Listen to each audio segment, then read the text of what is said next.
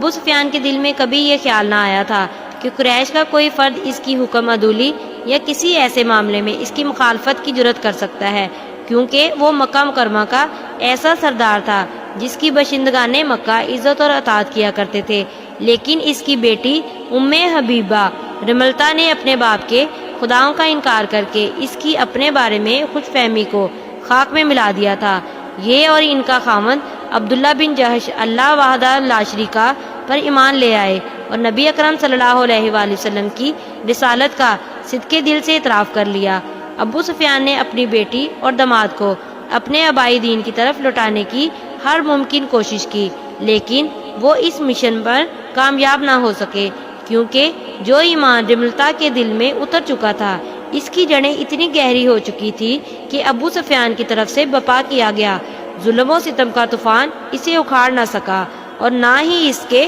غیظ و غضب سے ان کے پائے استقلال میں کوئی لرزش پیدا ہوئی۔ حضرت رملتا رضی اللہ تعالیٰ عنہ کے اسلام لانے کی وجہ سے ابو سفیان پر غم و اندود کے پہاڑ ٹوٹ پڑے۔ اپنی بیٹی کو رسول اللہ صلی اللہ علیہ وآلہ وسلم کی اتباع سے باز رکھنے اور اپنی معیشت کے تابع بنانے سے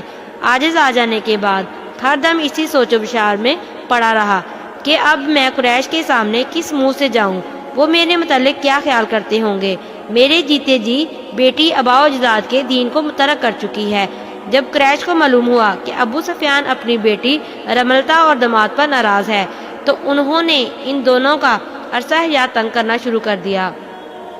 اور طرح طرح کی اذیتیں دینی شروع کر دی، یہاں تک کہ ان دونوں کا مکہ مکرمہ میں زندگی گزارنا مشکل ہو گیا۔ جب رسول اللہ صلی اللہ علیہ وآلہ وسلم نے مسلمانوں کو حبشہ کی طرف ہجرت کر جانے کا حکم دیا تو رملتا بنت ابی سفیان رضی اللہ تعالیٰ عنہ اور ان کا خاوند عبداللہ بن جہش ان مہاجرین میں سرفرست تھے جو دین و ایمان کی حفاظت کے لیے نجاشی کی پناہ گاہ کی طرف سرپٹ بھاگ نکلے تھے۔ لیکن ابو سفیان بن حرب اور دیگر زمائے قریش کو یہ بات بڑی شاک گزری کہ مسلمان ان کے ہاتھوں سے نکل کر سرزمین حبشہ میں چین و آرام کی زندگی بسر کرنے لگے۔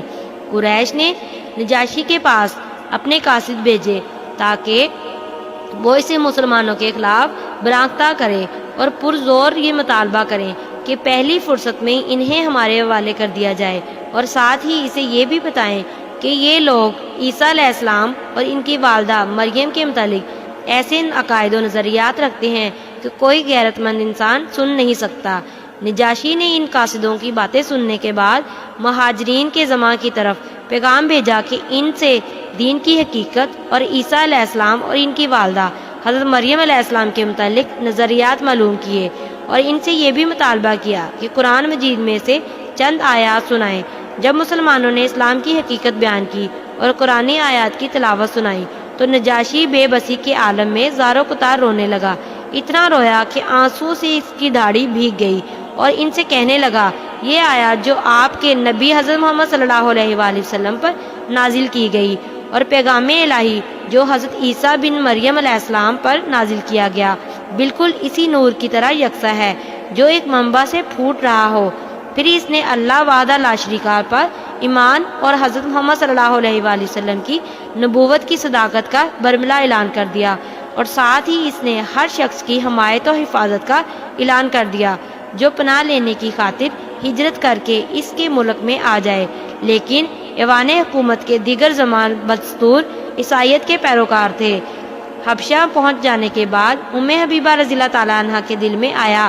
کہ اب دکھوں کے دن بیت چکے ہیں، دشوار گزار اور تکلیف دہ راستوں سے گزر کر امن و سکون کی وادی میں پہنچ چکی ہوں، لیکن تقدیر میں جو فیصلے ہو چکے تھے ان کا انہیں کوئی علم نہ تھا۔ اللہ سبحانہ تعالیٰ کی حکمت بالغہ نے چاہا کہ ام حبیبہ رضی اللہ تعالیٰ عنہ کا ایسا سخت امتحان لیا جائے جس سے عقل مندوں کی عقل و دانش اور ہوش مندوں کی فہم و فراست دنگ رہ جائے، اور پھر اس کھٹن ابتلا سے کامیاب و کامران نکل کر عزم و شرف کی چوٹی پر جلوہ افروز ہو سکے۔ ایک رات ام حبیبہ رضی اللہ تعالیٰ عنہ اپنے بستر پر لیٹی تو اس نے خواب میں دیکھا کہ اس کا خاوند ایک گہرے سمندر کی تلاطم خیز موجوں میں بہت بری طرح غوطے کھا رہا ہے، اور رات بھی تاریک اور ڈرونی ہے۔ وہ یکدم اپنی نیند سے بیدار ہو کر اٹھی، اس خواب سے بہت مضطرب اور بے چین ہوئی تھی، لیکن اس نے اپنا یہ خواب نہ خاوند کو بتایا پسند کیا اور نہ کسی اور کو، تھوڑے ہی عرصے بعد یہ خواب حقیقت کا روپ دھار گیا، اور ابھی اس نے منحوس رات کے بعد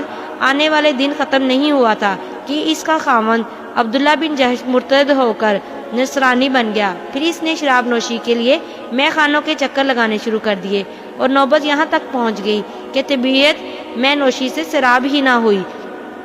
اس نے شراب کے نشے میں ہر وقت دت رہنا شروع کر دیا۔ اس نے اپنی بیوی کو اختیار دے دیا، چاہے وہ طلاق حاصل کرے یا چاہے تو عیسائیت قبول کرے۔ اب ام حبیبہ رضی اللہ تعالیٰ عنہ تذبذب میں مبتلا ہو گئی، اور تین صورتیں فوری طور پر ان کے سامنے آ گئی۔ یا تو وہ اپنے خاوند کی بات مان کر عیسائیت قبول کریں اور اس طرح اپنے دین سے مرتد ہو جائیں، بائیں صورت دنیا کی رسوائی اور آخرت کے عذاب کو اپنا مقدر بنا لیں۔ العیاذ باللہ یہ راستہ وہ کسی صورت بھی اختیار نہیں کر سکتی، خواہ ان کے جسم کا گوشت لوہے کی کنگھیوں سے نوچ ڈالا جائے۔ دوسری صورت یہ تھی کہ وہ اپنے باپ ابو سفیان کے گھر مکہ معظمہ واپس لوٹ جائیں، جو ابھی تک کفر و شرک کا قلعہ اور مرکز بنا ہوا ہے، اور اس گھر میں مقہور و مغلوب ہو کر زندگی کے دن پورے کریں۔ اور تیسری صورت یہ تھی کہ سرزمین حبشہ میں تنہا زندگی بسر کریں، نہ ان کا وہاں کوئی خاندان تھا، نہ وطن، اور نہ ہی مددگار۔ انہوں نے اللہ سبحانہ تعالیٰ کی رضا کو ترجیح دیتے ہوئے سرزمین حبشہ میں اس وقت تک قیام کو ترجیح دی جب تک کہ اللہ تعالیٰ اپنے فضل و کرم کے خشاش پیدا نہ کر دے۔ ام حبیبہ رضی اللہ تعالیٰ عنہ کو زیادہ دیر انتظار نہ کرنا پڑا۔ ان کا خاوند عبداللہ بن جہش عیسائیت قبول کرنے کے تھوڑے ہی عرصے بعد فوت ہو گیا۔ ابھی عدت پوری نہ ہوئی تھی کہ اللہ تعالیٰ کے فضل و کرم سے ام حبیبہ رضی اللہ تعالیٰ عنہ کے دن پھر گئے، تنگی فراوانی میں تبدیل ہو گئی، اور خوشحالی اپنے سنہری پر پھیلائے ہوئے ان کے مظلوم گھر پر سایہ فگن ہوگی۔ ایک روز چاشت کے وقت باد نسیم اپنے دامن میں بھینی خوشبو لیے چل رہی تھی، صبح کی نورانی کرنیں چاندی کی مانت چمک رہی تھی، فضا مطر تھی، موسم دلربا تھا۔ ٹھنڈی ہوا کے دلگداز جھونکے مسرت و شادمانی کا یہ پیغام لیے رقصہ کنا تھے۔ اتنے میں کسی نے دروازے پر دستک دی۔ دروازہ کھولا تو سامنے شاہ حبشہ کی خادمہ ابرہہ کو کھڑا پایا۔ اس نے بڑے ادب و احترام سے جھک کر سلام کیا اور اندر آنے کی اجازت طلب کی۔ گھر میں داخل ہوتے ہی اس نے کہا، بادشاہ سلامت آپ کو سلام کہتے ہیں، اور انہوں نے آپ کے نام یہ پیغام بھی بھیجا ہے کہ حضرت محمد صلی اللہ علیہ وآلہ وسلم نے آپ کو اپنی زوجیت میں لینے کا فیصلہ کر لیا ہے، اور حضور صلی اللہ علیہ وآلہ وسلم نے بادشاہ سلامت کو ایک خط میں بھی لکھا ہے جس میں ان کو عقد نکاح کے لیے اپنا وکیل مقرر کیا ہے۔ آپ بھی جسے چاہیں اپنا وکیل بنا لیں۔ یہ خبر سن کر حضرت ام حبیبہ رضی اللہ تعالیٰ عنہ کی خوشی کی کوئی انتہا نہ رہی، اور بے پناہ مسرت و شادمانی سے جھومتے ہوئے اسی خادمہ کو بلائیں لینے لگی، اور وارفتگی کے عالم میں اسے دعا دینے لگی، اور اللہ تجھے خوش رکھے، اللہ تجھے خیر و برکت سے نوازے۔ اور اسی خوشی میں سونے کے کنگن، چاندی کے پازیب، سونے کی بالیاں اور انگوٹھیاں اتار کر خادمہ کو بطور تحفے دے دی۔ آج ام حبیبہ رضی اللہ تعالیٰ عنہ مسرت و شادمانی کے اس موقع پر اگر دنیا کے خزانوں کی مالک ہوتی تو وہ بھی اس خادمہ کو بطور تحفہ عنایت کر دیتی۔ حضرت ام حبیبہ رضی اللہ تعالیٰ عنہ نے مسکراتے ہوئے فرمایا، میں اپنی جانب سے خالد بن سعید بن عاص کو وکیل مقرر کرتی ہوں، کیونکہ وہ رشتے میں میرے قریبی ہیں۔ شاہ حبشہ نجاشی کے سبزہ زار اور سایہ دار درختوں کے جرمٹ میں واقع عالی شان محل کی ایک خوبصورت اور آرائستہ و پراستہ وسیع حال میں شادی کی تقریب منعقد ہوئی۔ حبشہ میں موجود صحابہ کرام اس پروقار تقریب میں شریک ہوئے۔ ان میں سے جعفر بن ابی طالب رضی اللہ تعالیٰ عنہ، خالد بن سعید بن عاص رضی اللہ تعالیٰ عنہ اور عبداللہ بن حذیفہ رضی اللہ تعالیٰ عنہ قابل ذکر ہیں۔ جب سب لوگ اکٹھے ہو گئے، محفل جم گئی، تو نجاشی نے خطاب کرتے ہوئے کہا، میں امن دینے والے، کمی کو پورا کرنے والے اللہ پاک کی تعریف کرتا ہوں اور گواہی دیتا ہوں اللہ کے سوا کوئی معبود حقیقی نہیں، اور محمد صلی اللہ علیہ وآلہ وسلم اللہ کے بندے اور رسول ہیں۔ اللہ تعالیٰ وہ بابرکت ذات ہے جس نے رسول اللہ صلی اللہ علیہ وآلہ وسلم کی حضرت عیسیٰ بن مریم علیہ السلام کو بشارت دی۔ حمد و ثنا کے بعد حاضرین محترم، رسول اللہ صلی اللہ علیہ وآلہ وسلم کو مجھے پیغام ملا ہے کہ ام حبیبہ رضی اللہ تعالیٰ عنہ بنت ابی سفیان رضی اللہ تعالیٰ عنہ کی ان سے شادی کر دوں، اور میں یہ مطالبہ مانتے ہوئے اور رسول اللہ صلی اللہ علیہ وآلہ وسلم کی نیابت کے فرائض سر انجام دیتے ہوئے اللہ اور اس کے رسول صلی اللہ علیہ وآلہ وسلم کے بتائے ہوئے طریقے کے مطابق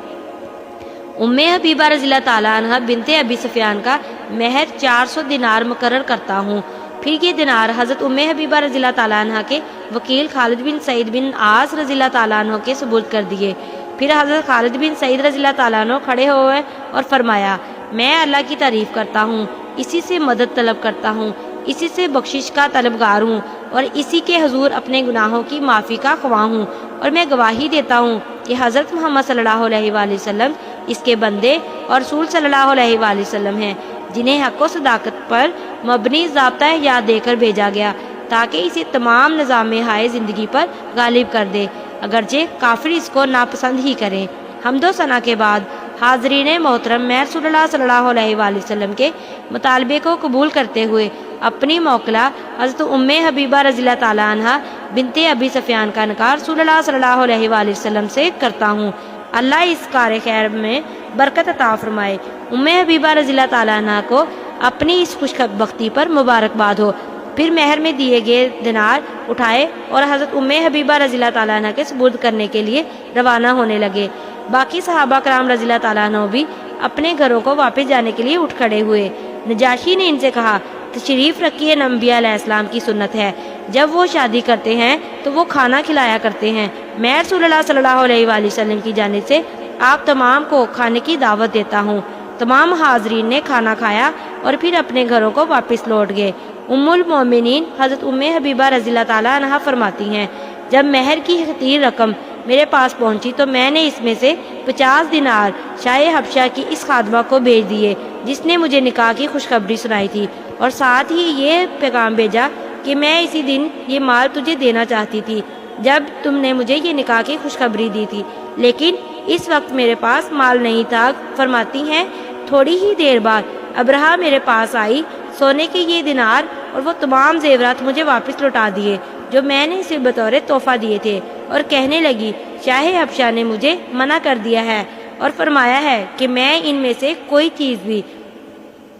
اپنے پاس نہ رکھوں۔ میں یہ تمام زیورات بصد شکریہ واپس کرتی ہوں، اور ہاں، انہوں نے اپنی تمام بیویوں کو یہ حکم دیا ہے کہ وہ اپنے پاس موجود قیمتی عطرات آپ کی خدمت میں پیش کریں۔ دوسرے روز وہ میرے پاس زعفران، عود اور عنبر کے دلربا عطرات لے کر آئی اور کہنے لگی، مجھے آپ سے ایک کام ہے۔ میں نے پوچھا، وہ کیا؟ بڑی رازداری کے ساتھ کہا، میں نے اسلام قبول کر لیا ہے، دین محمد صلی اللہ علیہ وآلہ وسلم کی تابع ہو چکی ہوں۔ میرا رسول اللہ صلی اللہ علیہ وآلہ وسلم کو سلام کہنا، اور آپ کو یہ بھی بتا دینا کہ میں اللہ اور اس کے رسول صلی اللہ علیہ وآلہ وسلم پر ایمان لا چکی ہوں۔ خدارا میری بات بھولنا نہیں۔ پھر اس نے میرا سامان ترتیب دیا اور سفر کی تیاری میں میرا ہاتھ بٹھایا۔ میں جب دور دراز کا سفر طے کرتے ہوئے رسول اللہ صلی اللہ علیہ وآلہ وسلم کی خدمت میں پہنچی، تقریب نکاح کا واقعہ آپ کو سنایا، ابرہہ کا ایمان افروز کردار بیان کرتے ہوئے اس کا اسلام عرض کیا۔ رسول اللہ صلی اللہ علیہ وآلہ وسلم ابرہہ کے ایمان لانے کی باتیں سن کر بہت خوش ہوئے اور اسلام کا جواب دیتے ہوئے فرمایا، وعلیکم السلام ورحمۃ اللہ وبرکاتہ، جزاک اللہ۔